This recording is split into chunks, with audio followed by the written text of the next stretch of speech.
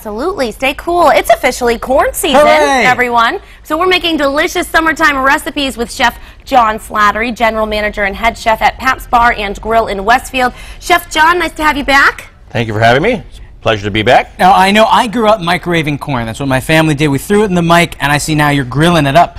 Microwave is a great way to steam the corn for fast and easy use. This just is going to add another depth of flavor to the salsa that we're making for these oysters. So I've been roasting on the grill plate here, even right in the kitchen. So on a day like today, you can do it inside. You could do it inside. It would be a little smoky, so hopefully you have an exhaust fan or near the window or something like that. But it wasn't a terrible mess. We only needed 1 or 2 ears. So now, did you have to soak the ears of corn before you put them on the grill pan? I did not for this because I was just trying to dry roast them to get some of it to get that nice flavor. Okay.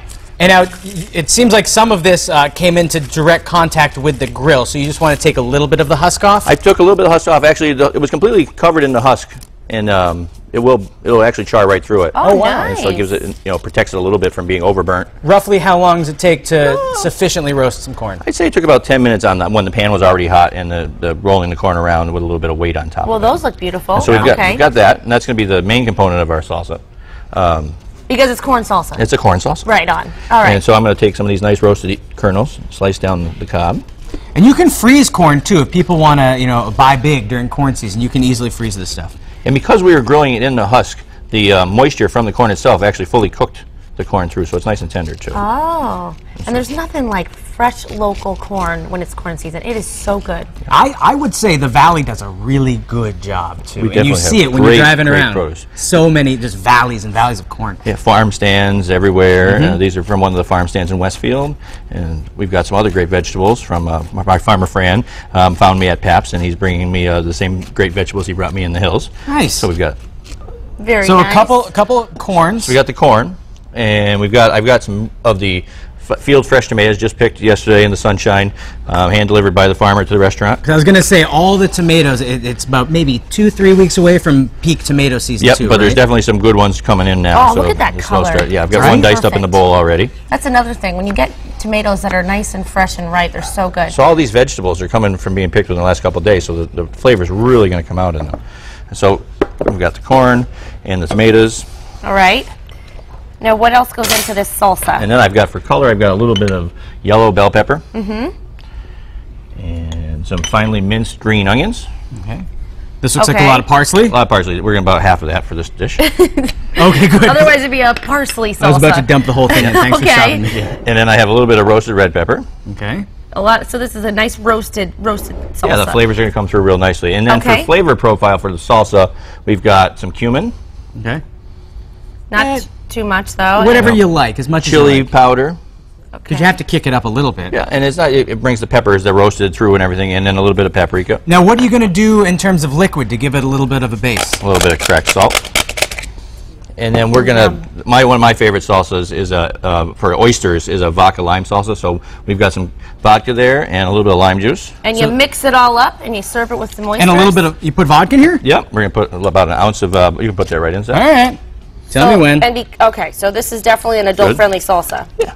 Yeah. It's only a little bit. I mean, it's not gonna carry through. No one's gonna get drunk off the one little spoonful of salsa that's in it. But and now, John, later in the show, we're gonna pair this with some. Is that oysters? Yeah. Here we have some beautiful Blue Point oysters. All right. Very nice. So we'll be back with you later, John. We're gonna make a summer succotash. Looking forward to it. Are we really? Yeah, we are. I haven't said that word on Mass Appeal before. I know, it's a good word. Coming up on Mass Appeal. We're back with Chef John Slattery from Pap's Bar and Grill in Westfield. Now, earlier we made a roasted corn salsa with the oysters that you have there, right? Right, epitome of summertime, utilizing the fresh summer vegetables and beach oysters, summertime, good stuff. When you pop that on an oyster, do you lose a lot of the oyster flavor, which for me is a bonus? Right. The vodka is going to take away a little bit of the oyster flavor. The lime juice is going to take a little bit of the oyster flavor. So that's what people do that anyway. The salsa is just going to add flavor on top of flavor. For me, it's not the flavor, it's the texture. Yeah, but we get a nice, you get the crunch of the salsa, you probably won't even notice it. You want to try one? I'm okay. No, it looks so pretty. I don't want to mess it up. What are we making now, John? Oh, so succotash, we've been putting it together throughout the segment, so I'll talk about what we did to start it up. Succotash is a Native American dish that utilizes the corn as a main ingredient, and it was kind of like a sautéed or roasted dish, and then they would add other vegetables to it. usually like a bean or a legume or something like that. I chose, because it's summertime and there's fresh, everything that I put in here is local, native, and fresh. So I've got some green beans, some Farmer Fran spinach. But so first off, we took the corn off the cob, and we got the pan remotely hot and put in some fat bat bacon. And cooked that's it. to give you the fat in the Yeah, bottom. cooked it till the bacon was about 3/4 done, gave away its fat to the corn to give us some oil to saute in. And we started by sauteing the corn, and then some slices of potato and the beans. And we sauteed those for a little bit until they started to get some color. And then we added some water and put the lid on and cooked it till the potatoes were just about tender. Now, how long does that take roughly? It took about 15 minutes, maybe not even, 10 to 15 minutes. And it depends on the thickness of your potatoes. Right, I cut nice thin slices of these baby fresh early summer potatoes. Okay. And then I added some native Swiss chard, native spinach, bell pepper, and now that all the ingredients are soft, we're going to add some tomatoes and some flavoring agents at the end, so a little bit of parsley. This is like a farmer's market special. You can get everything locally here, and this is the season for it, too. Yes, all of these vegetables were delivered to me by farmers at the restaurant, so very exciting stuff. And I'm just going to add a little bit of tomato to it as well. But you want to do that at the end so it's not like a mush. Right, the tomato is going to end up making more of a sauce at the end and kind of holding it together, making it a little thick. So we wanted to make sure that everything else was fully cooked before we put the tomatoes in. Got it. Okay. And then how would you serve something like this? It's a great side dish, you know, Okay. alongside of a steak or chicken or any meal. But it's good standalone or on a buffet. It can be served warm. It can be served chilled afterwards. It's a very versatile dish. Nice. Yeah, I was going to say, so for leftovers, then it works really well. Oh, we want to mention, too, that you threw some of that vodka in there, too, right? I used a little bit of the vodka as the water was evaporating, because the vodka was going to evaporate as well. Oh, okay. What does vodka add when you're cooking? It adds moisture for a short amount of time, and then it evaporates.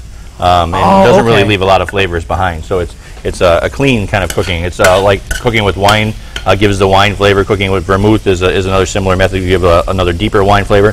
Vodka kind of gives a very light or almost no flavor, because a good vodka is very clean tasting, but it gave me some moisture in the pan without adding any other flavors. And without softening anything like water sometimes does. Right. I Right, get 'cause it. it evaporated Because away. it evaporates quickly. great trick, Oh, actually. there you go. Well, thank you so much for So we have sharing a these with delicious us. succotash right here. Look at There's the that. succotash. So, just to recap, we did two things today that involved local corn, because it is indeed corn season. These are oysters on the half shell Oysters on a half shell with a roasted corn salsa, and the succotash. and then a nice summer succotash with the fresh green beans, fresh native spinach, the Swiss chard, potatoes, tomatoes, and the corn, of course. Beautiful. Look at the color And in then that. when So it's visit finished, your we chop up a local. little bacon and put it right on top. I love it. Perfect. Visit your local farmer and get some fresh corn. And visit mymassappeal.com to see this recipe.